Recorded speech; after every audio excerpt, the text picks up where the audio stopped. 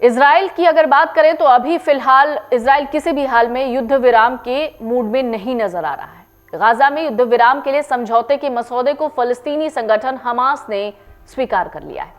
अब इजराइल के रुख का इंतजार है। अगर इजराइल सरकार ने समझौते का प्रारूप जिसको स्वीकार कर लिया तो युद्ध विराम कुछ घंटों में प्रभावी हो जाएगा और बंधकों और कैदियों की रिहाई की प्रक्रिया शुरू हो जाएगी। प्रतिक्रिया देने में आमतौर पर संयम बरतने वाले कतर का भी इसमें जवाब आया है। कतर ने कहा है कि समझौते को लेकर दोनों पक्ष सबसे नजदीक हैं। मिस्र और हमास के अधिकारियों ने समझौते को फलस्तीनी संगठन द्वारा स्वीकार किए जाने की पुष्टि की है, जबकि इजरायली शीर्ष अधिकारी कहते हैं उनकी सरकार में मसौदों की स्वीकृति को लेकर सकारात्मक रुख है, लेकिन निर्णय जो है वो अभी बाकी है। गाजा में सीज फायर और अगवा किए गए बंधकों की रिहाई पर समझौतों के लिए चर्चाएं अंतिम चरण में हैं। कतर के विदेश मंत्रालय ने इसकी पुष्टि की है।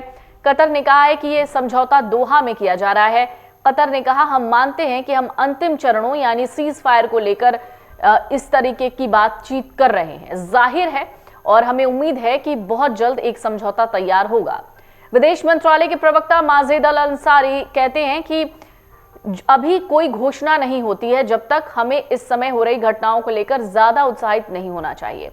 माजिद अल अंसारी का कहना है कि पिछले महीनों में दोनों पक्षों के बीच कुछ आपसी मुद्दे थे जो अनसुलझे थे।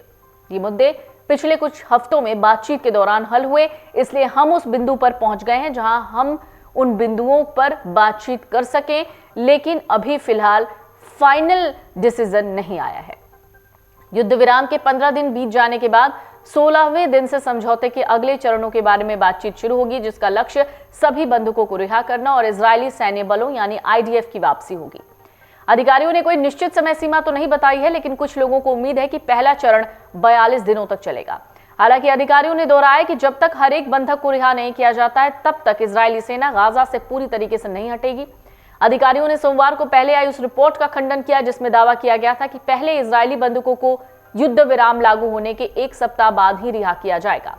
ऐसा माना जाता है 7 अक्टूबर को हमास द्वारा अपहरित किए गए 251 बंधकों में से 94 गाजा में ही हैं, जिनमें आईडीएफ द्वारा पुष्टि की गई है। कम से कम 34 की लाशें भी इसमें शामिल हैं। डोनाल्ड ट्रंप 21 जनवरी को अमेरिका के राष्ट्रपति पद की शपथ लेंगे। उससे पहले हो सकता है इजरायल और हमास के बीच बंधकों को लेकर होने वाला समझौता अपने अंजाम तक पहुंच जाए।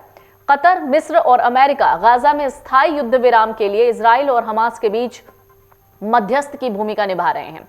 इजरायल की खुफिया एजेंसियों मोसाद और शिन बेट के चीफ कतर की राजधानी दोहा में डेरा डाले हुए हैं, जहां हमास के साथ हॉस्टेज डील फाइनल होनी है। डोनाल्ड ट्रंप ने पिछले हफ्ते चेतावनी भरे लहजे में कहा था कि अगर हमास सभी बंधकों की रिहाई सुनिश्चित नहीं करता तो मिडिल ईस्ट में सब कुछ तहस नहस हो जाएगा।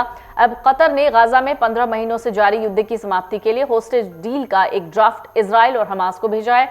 इस डील के तहत हमास उन बंधकों को रिहा करेगा जिनका उसके लड़ाकों ने 7 अक्टूबर 2023 को इजरायल पर हमले के बाद अपहरण किया था।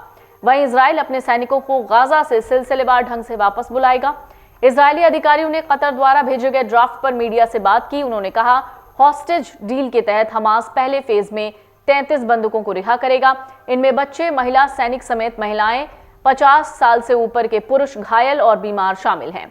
इजरायल का मानना है हमास के कब्जे में रह रहे अधिकांश बंधक जीवित हैं, लेकिन हमास की ओर से इसकी कोई आधिकारिक पुष्टि नहीं हुई है। अगर सब कुछ योजना के मुताबिक चलता है तो हॉस्टेज डील के प्रभावी होने के 16वें दिन दूसरे फेज पर बातचीत शुरू होगी। इस फेज के दौरान हमास शेष बंधकों को रिहा करेगा और मृत बंधकों के शव लौटाएगा। अमर उजाला जीवांजलि के सारथी की मदद लें और महाकुंभ में स्नान जरूर करें।